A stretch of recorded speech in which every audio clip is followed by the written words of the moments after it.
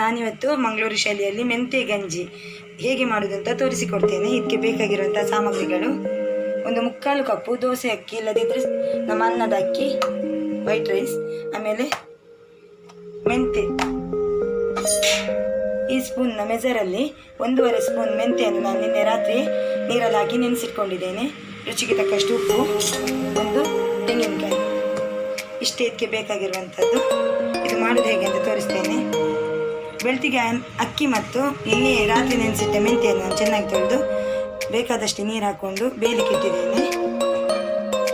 ಇದಕ್ಕೆ ರುಚಿಗೆ ಎಷ್ಟು ಬೇಕು ಅಷ್ಟೇ ಸೇರಿಸ್ಕೊಳ್ಳೋಣ. ಜಾಸ್ತಿ ಉಪ್ಪು ಹಾಕೊಳ್ಳೋಕೆ ಹೋಗಬೇಡಿ, ಸಾಕು.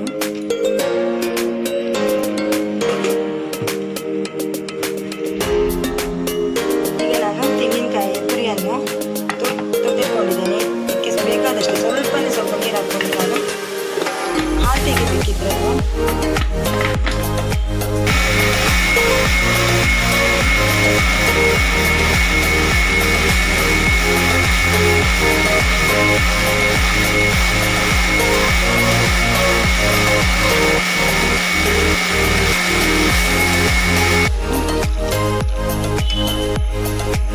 ಎರಡು ಸಲ ತೆಂಗಿನ ತುರಿಯನ್ನು ಹಾಲು ತೆಗೆದಿಟ್ಕೊಂಡಿದ್ದೇನೆ.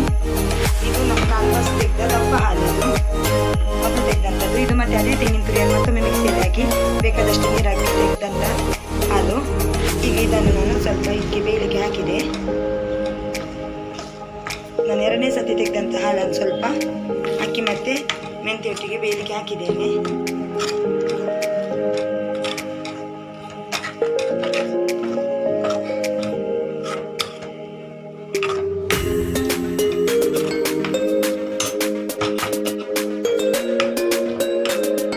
ಈಗ ಅದೇ ಹಾಲು ಮತ್ತೆ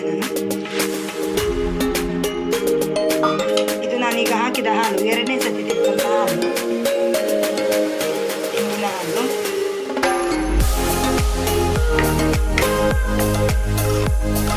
ಹಾಲನ್ನು ನಾನು ಹಾಗೆ ಇಟ್ಕೊಂಡಿದ್ದೇನೆ, ಹಾಗೆ ಸೇರಿಸ್ಕೊಳ್ತೇನೆ. ತೆಂಗಿನ ಹಾಲನ್ನು 2 ಸತಿ ತೆಗೆದು, ಒಂದು ಸತಿ ದಪ್ಪ ಹಾಲು ತೆಗೆದಿರಿ, ಬೇಕಾದಷ್ಟು ನೀರು ಹಾಕೊಂಡು ಮತ್ತೊಮ್ಮೆ 2ನೇ ಬಾರಿ ಸ್ವಲ್ಪ ನೀರು ಹಾಕೊಂಡು ಮತ್ತೊಮ್ಮೆ ತೆಂಗಿನ ತೆಗೆದ ಹಾಲನ್ನು ಇದೇ ಮೆಂತೆ ಮತ್ತು ಅಕ್ಕಿಯಲ್ಲಿ ಹಾಕಿ ಚೆನ್ನಾಗಿ ಬೇಯುವಾಗಿ ಅಕ್ಕಿಯನ್ನು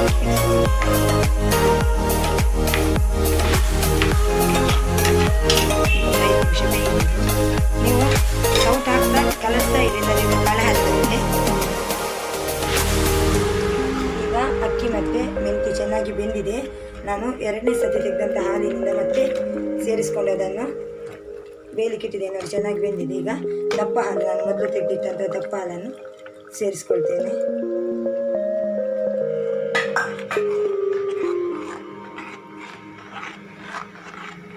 ಕಲಿಸ್ತಾನೆ ಇರಿ, ತಳ ಹತ್ತತ್ತೆ.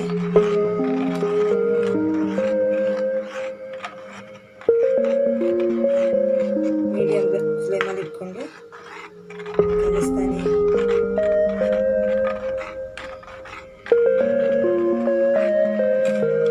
ಇದು ಗಟ್ಟಿ ಆಗಬೇಕು, ತುಂಬ ಬೆಳಗಿರಬಾರ್ದು, ಗಟ್ಟಿ ಆಗಬೇಕು. ಅದಕ್ಕೆ ಕಲಿಸ್ತಾ ಇದ್ದೀನಿ.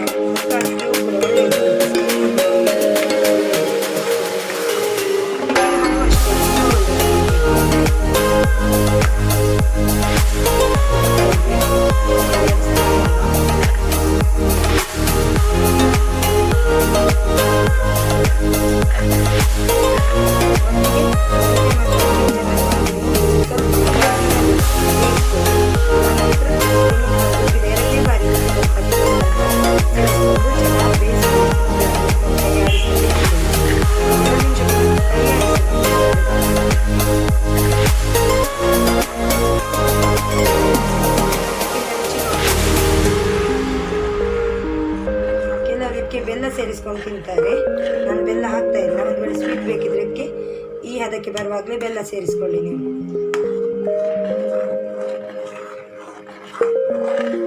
ಗಟ್ಟಿಯಾಗಿ ಸ್ವಲ್ಪ ಕೈ ಆಡಿಸ್ತಾ ಇರೋಣ. ತುಂಬ ತೆಳ್ಳಗಿದ್ದು ಬೇಡ, ಮೀಡಿಯಂ ದಪ್ಪಕ್ಕೆ ಬರುವಾಗ ನಾವು ಗ್ಯಾಸ್ ಆಫ್ ಮಾಡ್ಕೊಳ್ಳೋಣ.